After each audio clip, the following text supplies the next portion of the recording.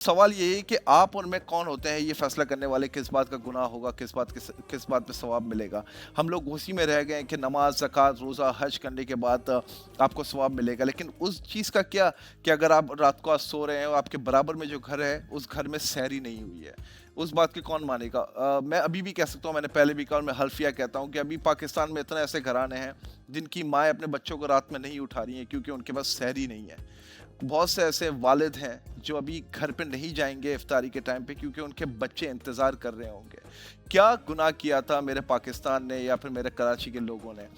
ऐसे बहुत सारी माएँ हैं और बहुत सारे ऐसे वालिद हैं जो अपने बच्चों को ईद की शॉपिंग नहीं करा सकते हैं। तो हम लोगों ने सोचा माँ हम भी ईद मनाएँगे खुला। पिछले साल हमने लाखों के हिसाब से बच्चों के कपड़े छोटे बच्चों के 3 साल, 4 साल, 5 साल, 9 साल के बच्चों के दिए।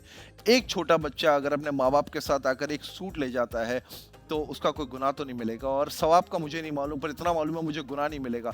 मुझे इतना मालूम है कि अगर एक बच्चे को मैंने खुशी दी तो मुझे उसका गुनाह नहीं मिलेगा।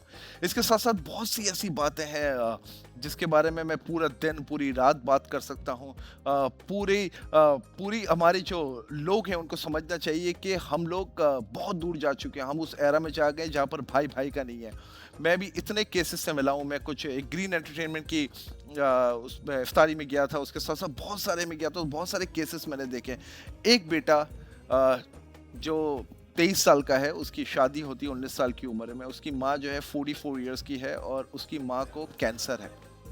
उस वक़्त बेटे ने अपनी माँ को घर से निकाल दिया, वो ओल्ड एज होम जा रही है।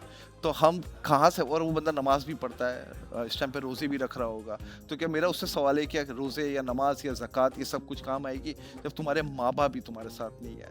I don't want to be emotional क्योंकि सारी चीज़ें मेरी माँ की सिखाई हुई है।